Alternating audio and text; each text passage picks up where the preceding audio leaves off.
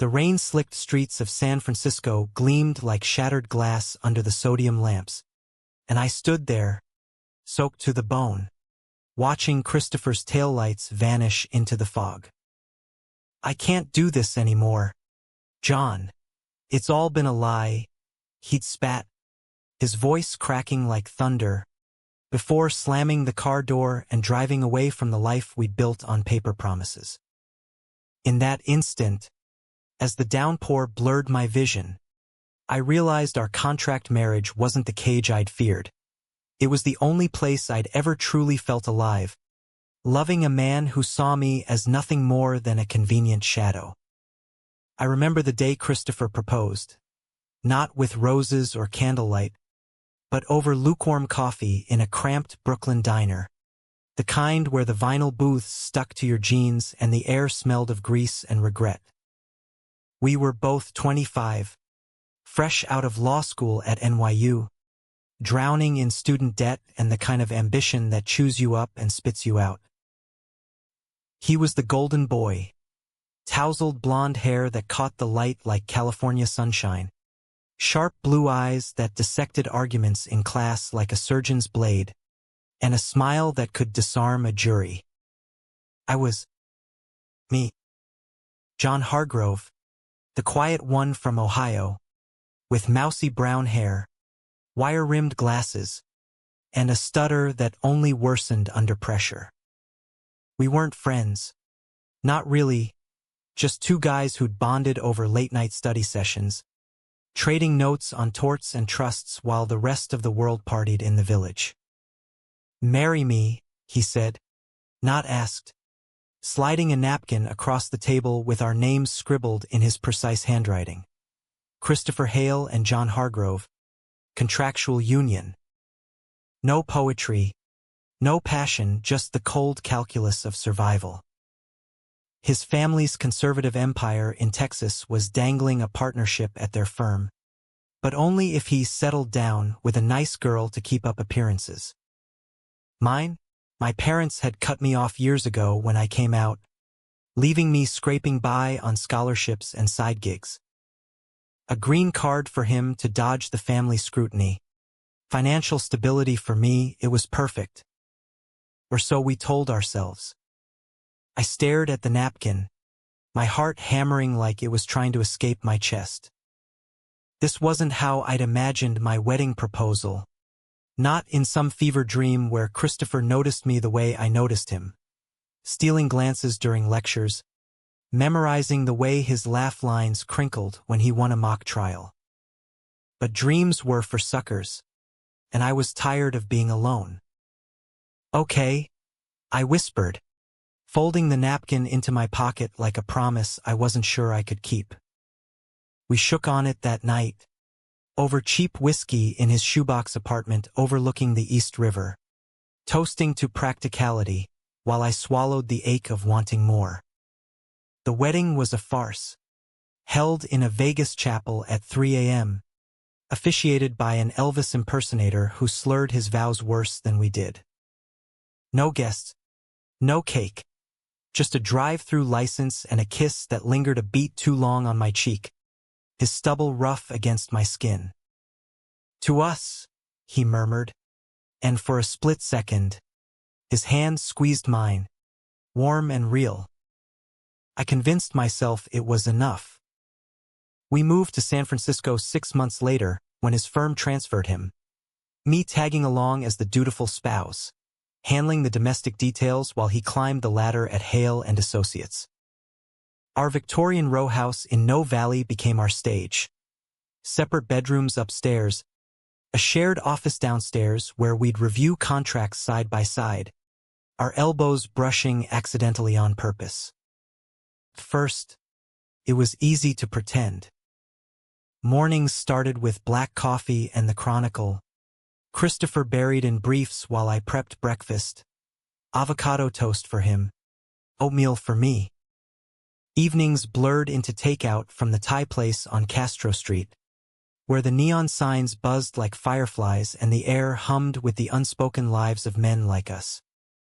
We'd watch reruns of Law and Order on the couch, feet inches apart, and I'd catch him staring at the screen with that furrowed brow, lost in thought.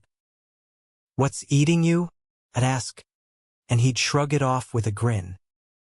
"Just work. You're too good to me, John, keeping this ship afloat." God, if he only knew how much I wanted to steer it straight into his arms. But I buried it deep, under layers of routine and restraint. Our marriage was a shield, not a sanctuary. He dated on the sly, discreet hookups with twinks from Grindr, always careful to come home smelling of Febreze and excuses. I'd lie awake in my room, listening to the shower run too long, imagining the water tracing paths down his back that I'd never touch. Jealousy was a luxury I couldn't afford. Instead, I poured myself into freelance editing, building a quiet life in the shadows of his spotlight. It was on our first anniversary paper, they say, that the cracks started showing. We'd agreed to skip the fuss, but I couldn't help myself. I left a slim volume of Whitman's Leaves of Grass on his desk, dog-eared to "We Two Boys Together" clinging, with a note, 1 year down. "Here's to the poems we haven't written yet." He found it late, after a firm dinner, stumbling in with Thai askew and scotch on his breath. I was in the kitchen, scrubbing pots to drown out the silence, when he appeared in the doorway, book in hand. "John, this is..." His voice trailed off, I scanning the page. For a heartbeat, I thought he'd get it, the ache, the longing woven into every line. But then he chuckled, low and rueful, setting the book down like it burned. "You're such a romantic. Look, I appreciate it, but let's keep things simple. Yeah, this arrangement, it's working because we don't complicate it." He clapped my shoulder, brotherly, and headed upstairs. I stood there, sponge dripping in the sink, feeling the words curdle in my throat. Simple, right? That night, I dreamed of him, of us, tangled in sheets on that Vegas hotel bed we'd never shared, his lips on mine, whispering secrets the contract couldn't contain. I woke up hard and hollow, the house creaking around me like it knew my shame. Christopher was already gone by dawn, off to conquer the world, leaving me to fold his laundry and fold myself smaller. Months blurred into a rhythm of almosts. Almost a touch when he hugged me after a big win, almost a confession over wine when he'd vent about his father's calls demanding grandkids. "They don't get it, John. This life, it's not what they built." I'd nod, heart twisting, because I got it more than he knew. I was living it, loving him from the wings while he starred center stage. Then came the promotion. Senior partner at 27. Unheard of, but Christopher Hale was a force.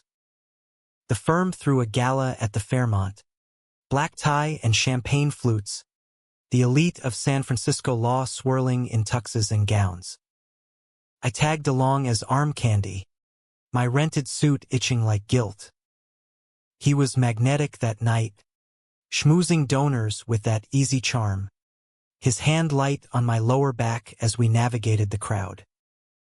"Play the part," he whispered, breath warm against my ear, and I did, smiling for photos, toasting to our blissful union while inside, I screamed. We slipped away to the terrace for air, the city lights sprawling below like a promise unkept. Fog rolled in from the bay, dampening his collar. "You okay?" I asked, voice barely above the hum of the party. He leaned on the railing, staring out. "Yeah. Just..." Dad called again. "Says it's time to make it real, kids. The whole picket fence bullshit."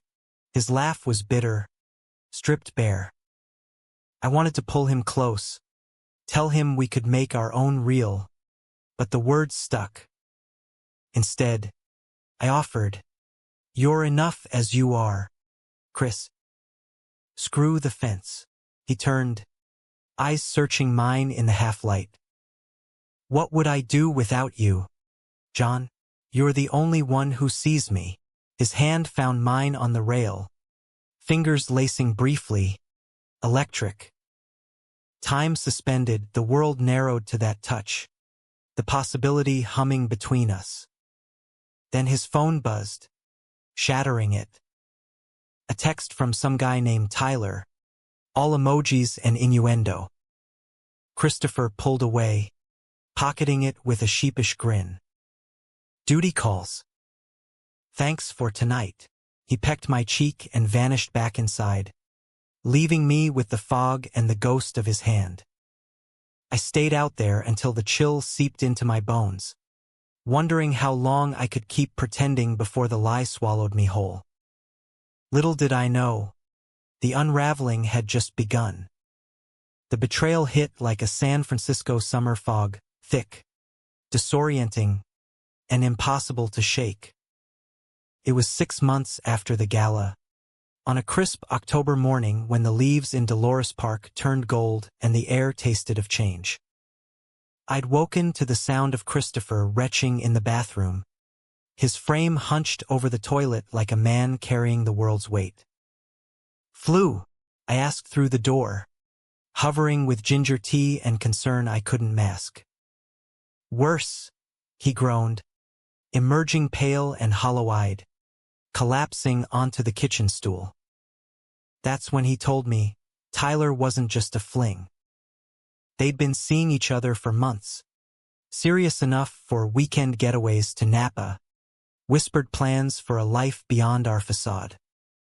"I didn't mean for it to happen, John. But he gets me. No contracts, no pretending." The mug slipped from my fingers, shattering on the tile like my resolve. Shards everywhere, and I just stared, the pieces reflecting his guilty face back at me 1,000 times over. "So that's it? Our deal's off." My voice was steady, a lawyer's trick, but inside, everything fractured. He rubbed his temples, avoiding my eyes.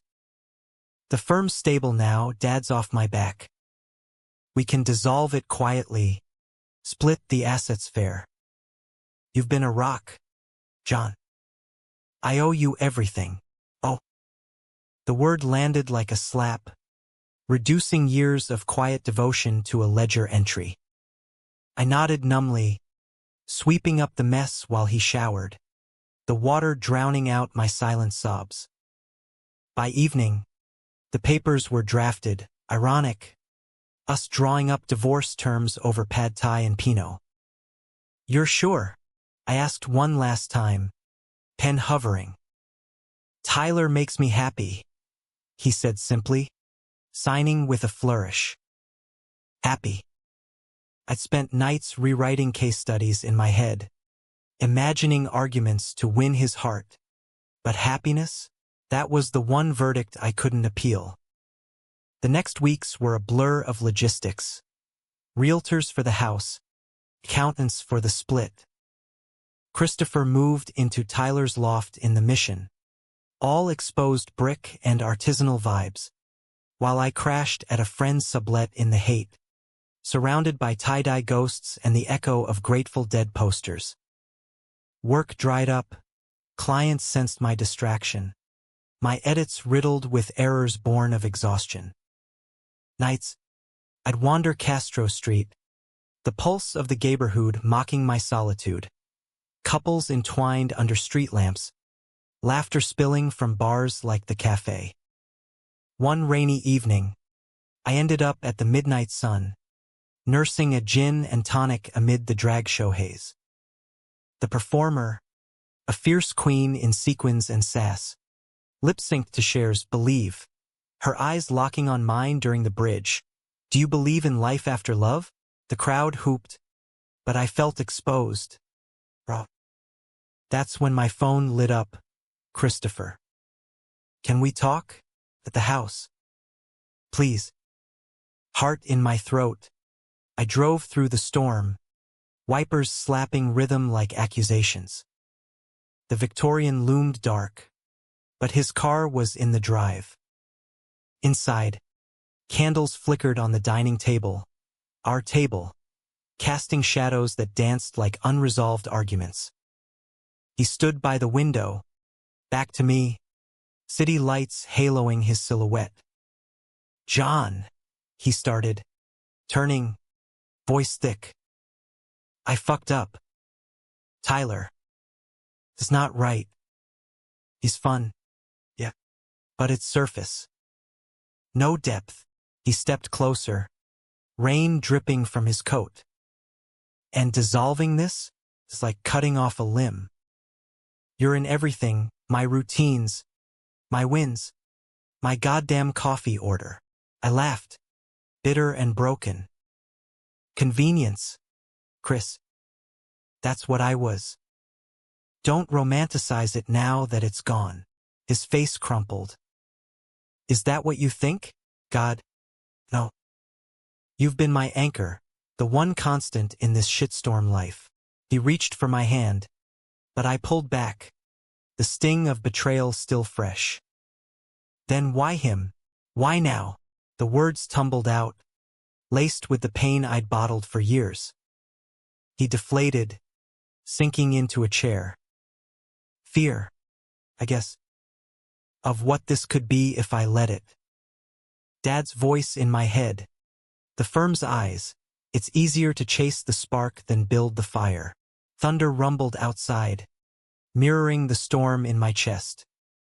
I wanted to rage, to demand the years back, but instead, I sat across from him, the table a chasm. We talked till dawn, really talked. About his Texas upbringing, the closet that choked him young, my Ohio exile, the family letters that stopped coming. Laughter mixed with tears, confessions peeling back layers we'd both armored. As the sky lightened to pearl, he whispered, "What if we try, for real this time? No contracts." My pulse thundered. This was the climax I'd scripted in secret dreams, the turning point where he saw me. But trust? That was a contract I'd shredded myself. "I need time," I said, standing, the room spinning. "To believe it's not just another escape." He nodded, eyes pleading. "Take it. I'll wait." I left him there, candles guttering, driving into the dawn with hope and hurt warring inside. The following days were torture. Tyler texts blew up Christopher's phone. Angry, pleading until he blocked him, the fallout splashed in firm gossip. I threw myself into therapy, unpacking the love I'd hidden like contraband, the way it had shaped every choice. My counselor, a no-nonsense dyke named Rita, leaned forward one session. "Honey, love's not a spectator sport. If you want the game, suit up." Suit up I did. Small steps. A coffee date that fizzled. A hike in the Presidio where eucalyptus cleared my head. But Christopher lingered, in every fog-shrouded street, every blues riff on the radio. Then, the call came, mid-November, leaves carpeting the sidewalks like fallen soldiers. "Dad's in town," he said, voice edged with panic. "Wants to meet the family. Help me?" I should have said no. Boundaries, self-preservation. But the pull was magnetic. Fine. Neutral ground, Mama's on Washington Square. The diner was a throwback. Checkered floors, jukebox crooning Sinatra. Christopher's father, Harlan Hale, was a Texan titan, boots polished to a gleam, Stetson tipped just so, eyes like steel traps. He sized me up over burgers, drawl thick as molasses. "So, son tells me you're the glue holding this city life together." Law man yourself. Editor. Mostly, I replied, fork spearing a fry to steady my nerves. Christopher sat rigid beside me, knee brushing mine under the table, a silent SOS. Harlan boomed a laugh. Humble. Good. Family needs that. But his gaze sharpened on Christopher. Heard about the promotion, proud as punch. But settlin' down proper? Grandkids? That's the legacy. Boy, the air thickened. Christopher's hand clenched his napkin. Dad, we're good. John's. He's everything. Harlan's brow arched. Everything but blood. The words hung, laced with that old-world venom, the kind that disguised hate as tradition. I felt the room tilt. This was the conflict incarnate, the world that birthed Christopher's fears, now clawing at our fragile maybe. With respect, Mr. Hale, I interjected, voice calm but steel-edged. Legacy's what you build, not what you breed. John's given me more family than blood ever did. Silence crashed. Harlan's fork paused mid-air. Then he chuckled, grudging, thawing. Feisty. All right, city boy. You keep him in line. He clapped Christopher's back, the tension fracturing like ice. As he left, tipping his hat, Christopher sagged against me in the booth. You saved me. Again, his eyes, soft in the diner's glow, held a question. Not saved, I murmured. Just. Here, our hands met on the table, tentative, real. For the first time, the touch didn't feel like charity. But peace was fleeting. That night, Tyler showed up at the house, drunk, desperate, pounding the door like Judgment Day. You can't just ghost me, Chris. After everything, I answered, blocking the threshold. He's moved on. Go home. Tyler's sneer twisted. Moved on to what? This pity party? I know your type, the sidekick who thinks proximity's love. He shoved past, confronting Christopher in the living room, voices rising like a tempest. You're toxic, Christopher yelled. It was never real. Liar. You said I was your future. Tyler's fist connected. Not hard, but enough to split Christopher's lip. Blood blooming like an accusation. I surged forward, pulling Tyler back, the scuffle a blur of limbs and curses. Cops came, statements taken, Tyler hauled away in cuffs. In the aftermath, Christopher slumped on the couch, ice pack to his face, vulnerability cracking wide. I'm sorry. For all of it. I knelt before him, thumb brushing the bruise. No more sorries. Just us or nothing. He pulled me up, forehead to mine. Us. The kiss that followed was fire, hungry, healing, years in the making. Tongues tentative at first, then bold, hands mapping familiar terrain with new intent. We tumbled upstairs, not to separate beds, but one mine, sheets twisting as we shed clothes and pretenses. His body was a revelation. Lean muscle honed from gym rituals I'd envied, skin warm under my palms. John, he gasped as I trailed kisses down his chest. I've wanted this.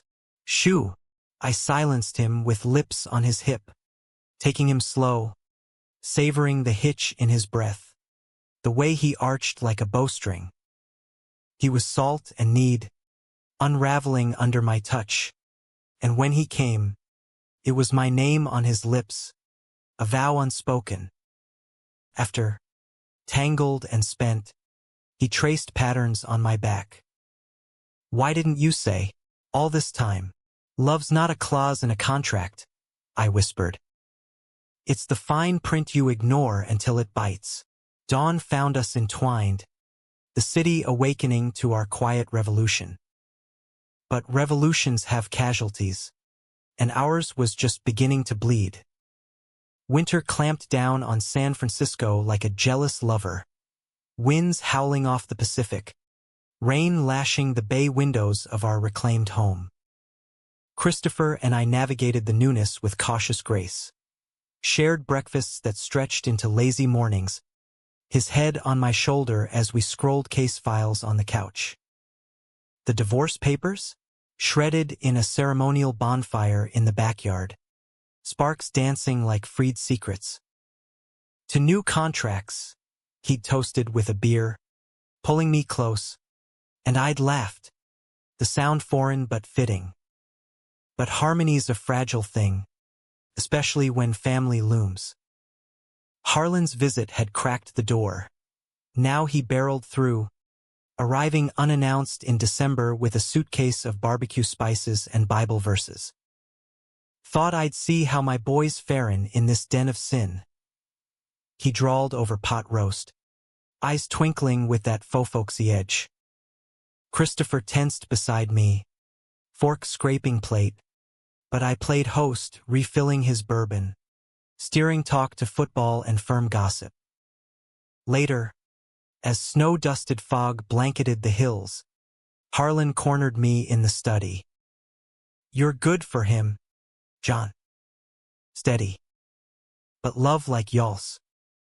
It's a trial, ain't it? Devil's work. Some say. His hand clamped my shoulder.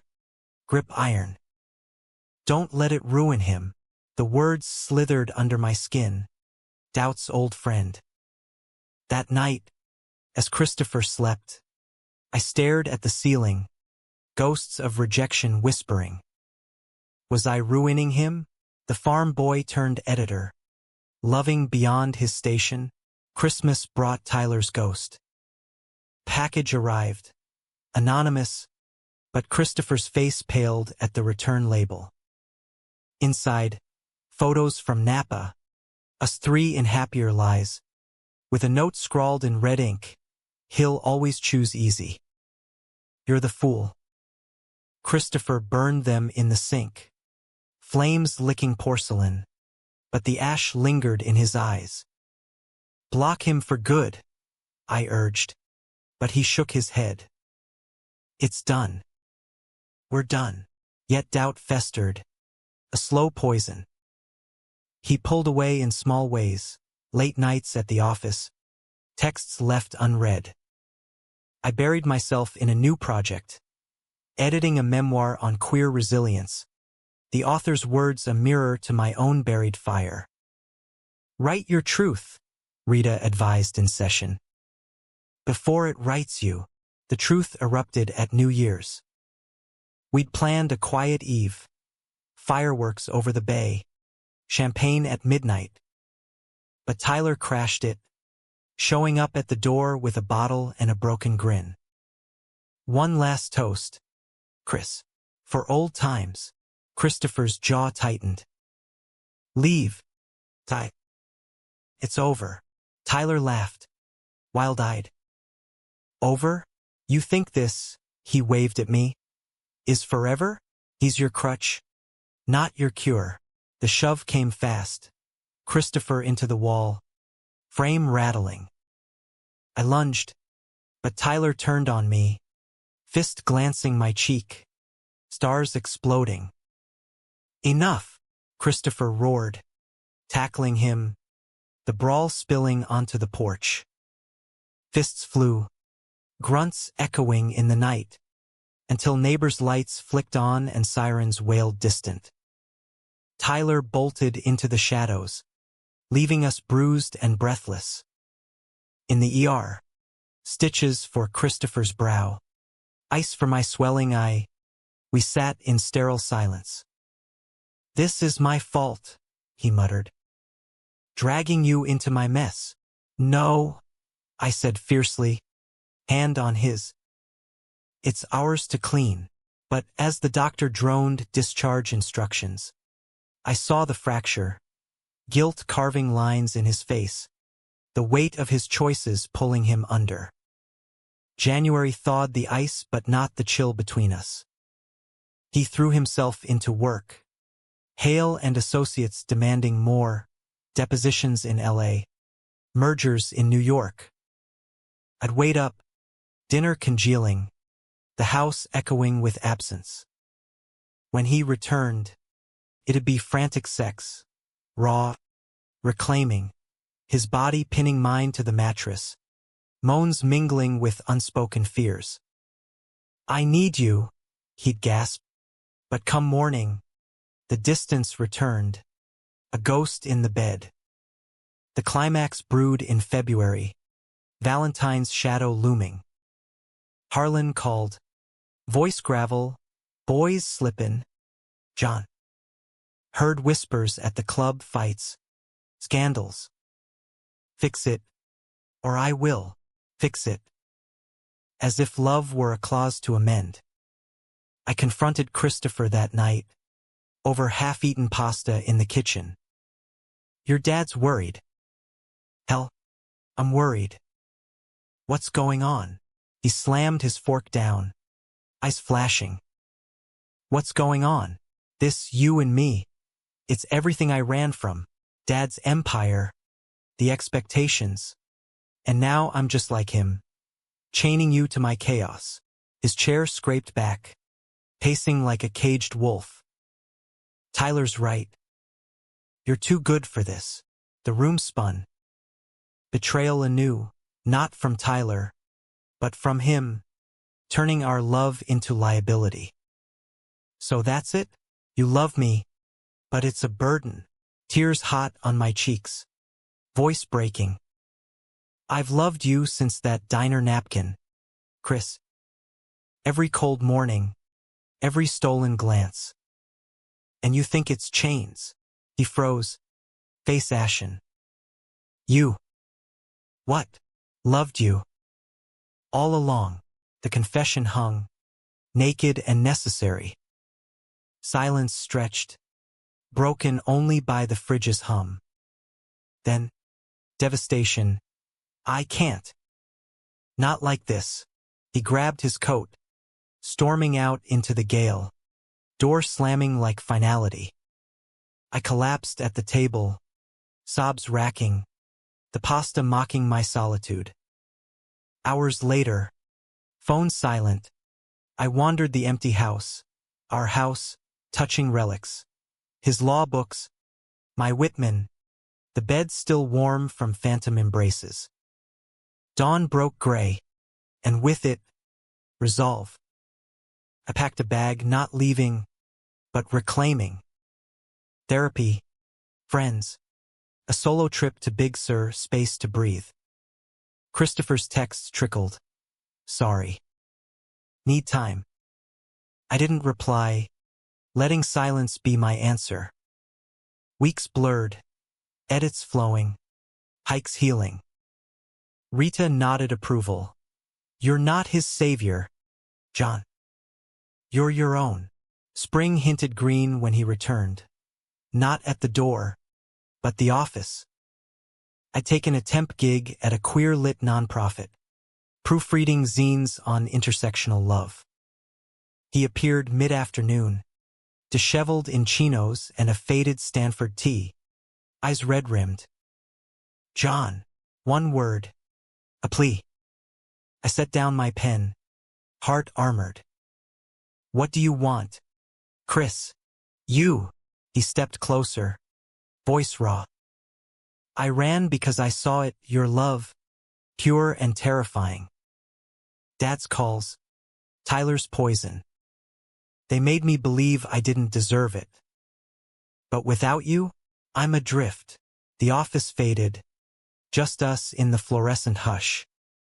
Deserve is not a verdict. It's choice. I stood, inches apart, the air charged. "Choose me. Or let go." He did, crashing into me, kiss desperate, tasting of salt and second chances. Colleagues hooped from cubicles. But we didn't care. Hands fisting shirts. Pulling toward truth. That night, back home, we rebuilt slow. Talks by the fire. Vulnerabilities bared like offerings. I was blind, he admitted. Fingers tracing my scars. Emotional, etched deep. To you. To us. Forgiven, I whispered. And meant it. Love's not blind. It's the light that blinds the fearful. But humanism demands shadows. Harlan's ultimatum came via certified letter. Disownment unless Christopher straightened up. He read it aloud. Voice steady. Fuck him. This is my legacy, you. We burned it together. Ashes to wind. Choosing us over blood. Summer bloomed. Our love ripening. Pride parades hand in hand. Rooftop barbecues with chosen family. Yet, in quiet moments, I saw the cost, the flinch at old numbers, the therapy scars. Love's dramatic, yes, but human, flawed, forgiving.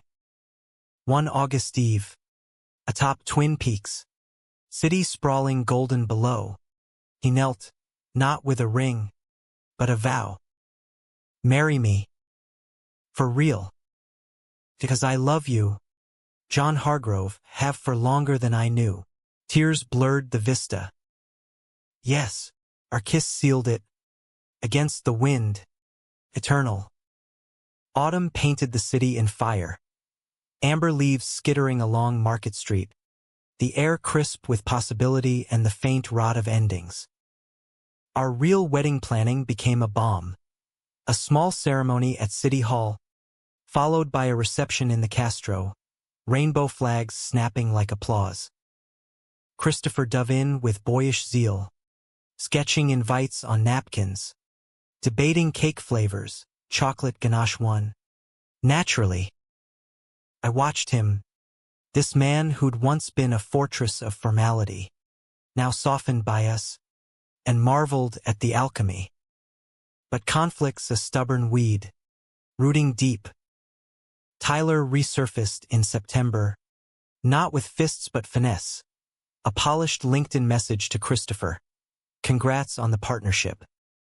Coffee? Closure. Curiosity? Or masochism? 1. They met at a neutral cafe in Hayes Valley. Christopher insisting I stay out. Trust me, he said, kissing my temple. This ends it. Hours later, he returned hollow, slamming keys on the counter. He recorded us back in Napa. Threats to leak if I don't. Help him out financially. Pay off for silence. Rage boiled. Blackmail? That son of a... Easy, he soothed, but his hands trembled. I handled it. Told him to fuck off. Lawyer up if he dares. Yet the seed of fear sprouted. Firm scandals. Harlan's whispers amplified. Nights, he'd toss, murmuring about reputations, and I'd hold him, whispering, we're bulletproof. Not quite. October brought Harlan's ambush, flying in for mediation, booking the Ritz like a war room. Over steak at Harris's, he laid it bare. This union's a farce. Boy. John's poison. Turning you soft. Christopher's fork clattered. Dad. Stop.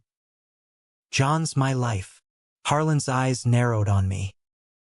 Life or distraction? I built hail from dirt you gonna torch it for. This. The slur hung unspoken. Venom in the air. I rose. Chair scraping. Mister. Hale. Love isn't a balance sheet. It's the ink that signs the real deals. Voice steady, but pulse thundering humanity's test. Standing ground without fists. He barked a laugh. Poetic. But poetry don't pay dividends. To Christopher, choose. family fortune or this folly? The silence was a guillotine. Christopher's face drained, then flushed. You. Or rather, you leave now. Harlan stormed out, checkbook untouched. The doors slam, echoing empires crumble. Christopher collapsed, head in hands. Lost everything. For us. I pulled him close.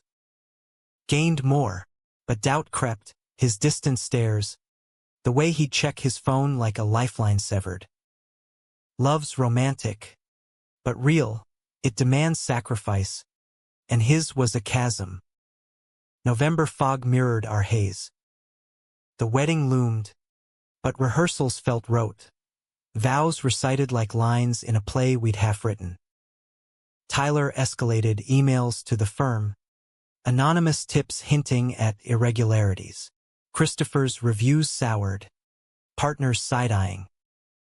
It's him, he confided one night, rain pattering windows. Stirring shit to punish me.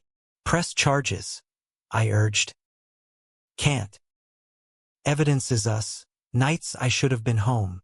Guilt laced his words, self-flagellation sharp. The night before the wedding, crisis peaked. Harlan called, slurred, desperate. Heart scare in Dallas. Come home, son. Fix this. Christopher paced our bedroom. Phone clutched like a grenade. He needs me, John. But you. Go, I said, heart cleaving. Family's not disposable. I'll wait. His eyes searched mine, torn. This is betrayal again. Leaving you on our eve. Human, I countered, kissing him fierce. Go heal. We'll rewrite the dawn. He left at midnight. Flight to Texas. Cab taillights fading into mist.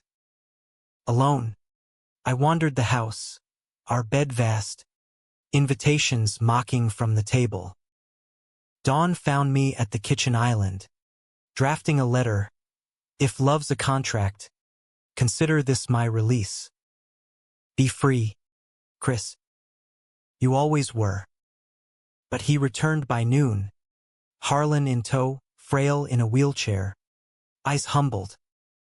Boys stubborn, the old man grumbled, gripping my hand. Like his mother.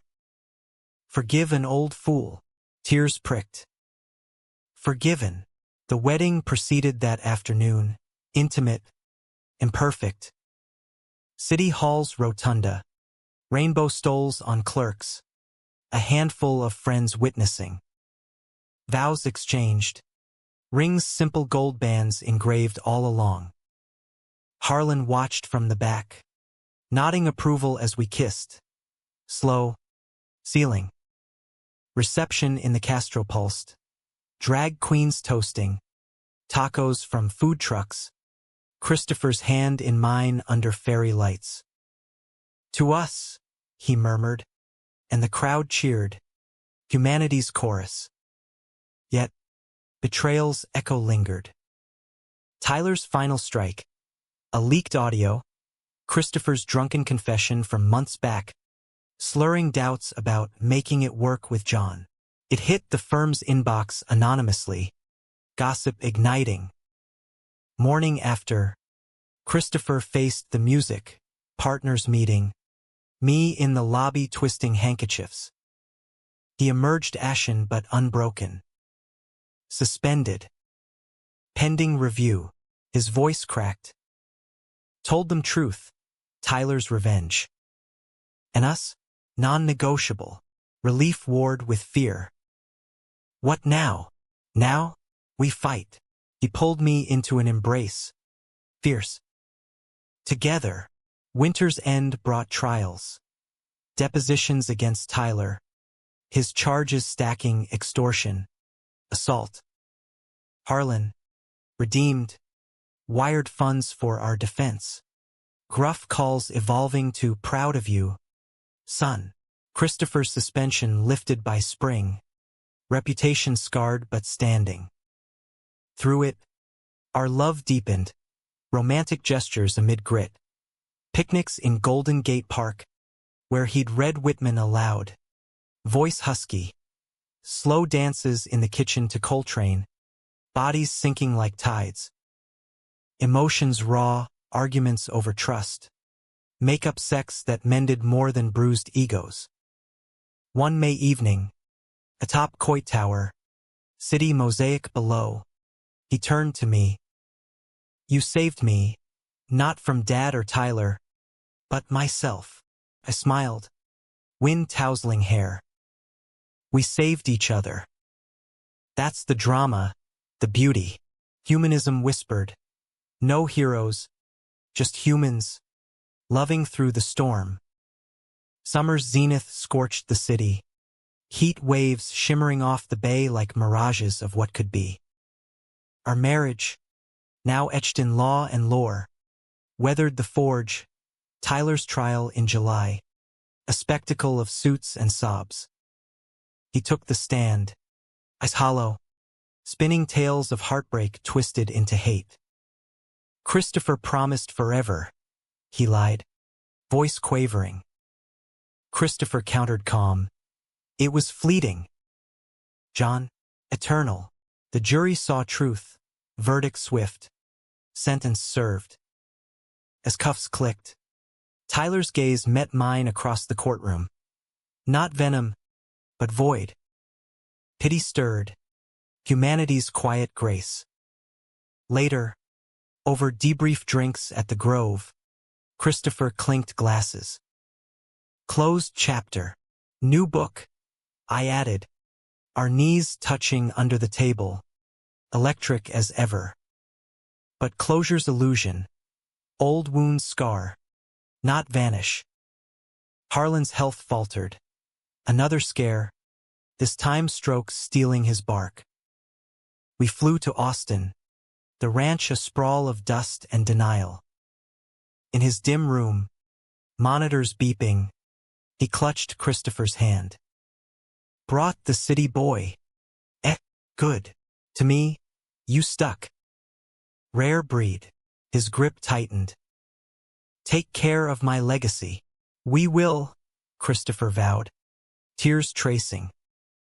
Harlan passed at dawn, the horizon bleeding pink, a life extinguished, but not unloved. Funeral was pageantry, black hats, eulogies lauding empires.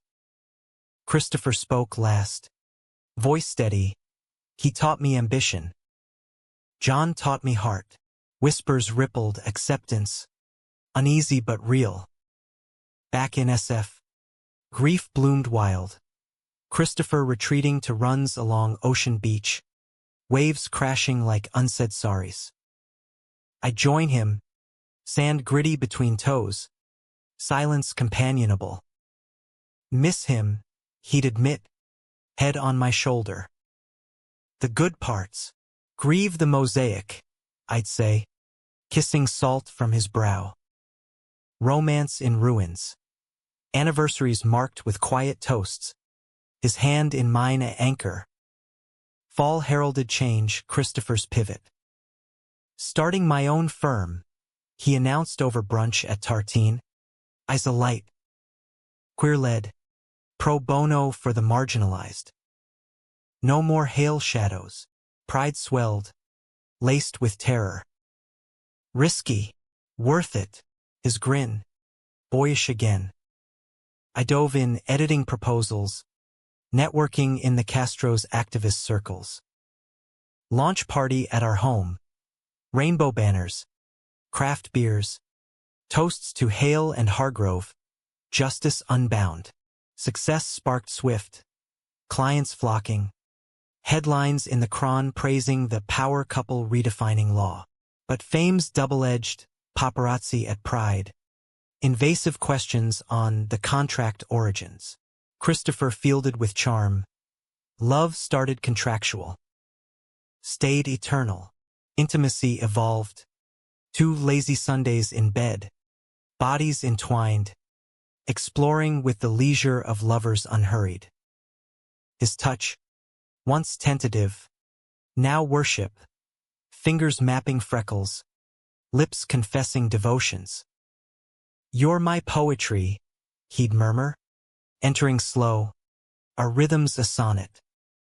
Climaxes crashed like waves, afterglows cradling vulnerabilities, fears of fading, dreams of legacy perhaps. One day, kids via surrogacy, the family forged. Winter circled back, holidays healed.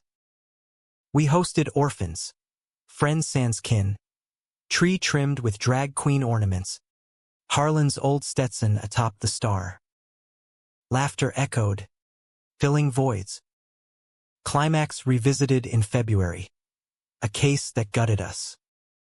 Pro bono defense of a trans teen, brutalized by family, echoes of our own exiles. Courtroom drama peaked, hostile witnesses, judges gavel like doom. Christopher's closing, justice isn't blood deep. It's chosen, verdict, acquittal, tears in the gallery. Outside, teen hugged us fierce. "You saved me," Christopher, drained, whispered to me, "No. We save each other." Spring's renewal mirrored ours. Garden planted in the backyard, tomatoes twining like vows. Rita, at our check-in, beamed, "Y'all did the work." Human as hell. Yet, drama's thread persists. Christopher's nightmare one June night, thrashing from dreams of loss. I woke him gentle, holding through sobs. "What if I lose you?" he gasped. "You won't," kiss to forehead. Love's not loss. It's the win we keep choosing. Summer solstice. We honeymooned late, road trip up Highway 1. Big Sur cliffs dropping to sea. Stops at motels with neon buzz. Bonfires on beaches. Stars witnesses. One night, under Milky Way, he traced constellations on my skin. "See that? Orion Hunter." "But you're my north," I laughed, pulling him atop. Navigate by heart. Then, lovemaking urgent. Sand rough. Waves serenade. His release a roar. Mine a sigh of forever. Back home. Life layered. Firm thriving. Book deal for my queer memoir. Fine print hearts. Collaborations blooming. Betrayals. Faded scars. Stories for toasts. The most human moment. October anniversary. 5 years from napkin to now. Picnic in the Presidio. Eucalyptus shading. He unpacked a box, not gift, but mementos, Vegas license. Shredded divorce. Harlan's letter. "Our story," he said. "Dramatic as fuck." I added mine, the diner napkin. Yellowed. And the love that wrote it. A sun dipped. City humming distant. We made love slow, reverent. Eyes locked. Bodies him. After, entwined, he whispered, "I knew, you know. That first hook, your eyes in the diner." But fear blinded me. Realized just in time. I smiled. Humanistic close. No tidy bows. Just us. Flawed and full. Years unfurl. But that bridge dusk realization lingers. The rain. The taillights. The love that thawed the cold. Contract. Mere prelude. Our marriage. Epic. Enduring. Eternally American in its messy grace. Epilogue whispers. Kids come. 2 boys via surrogate. Tiny hands clutching ours at pride. "Daddy's story?" they ask. Christopher grins. Tousling hair. Once cold. Then, warm as forever. And in their eyes, I see it anew. The hook that caught us. Line of life unspooling. Sinker of souls forever linked.